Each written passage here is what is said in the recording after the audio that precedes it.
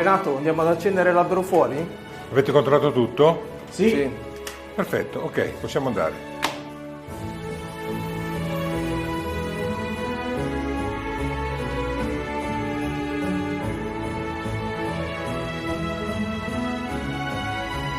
Anche a Natale la sicurezza viene prima di tutto. Buone feste da tutti noi di The Fire.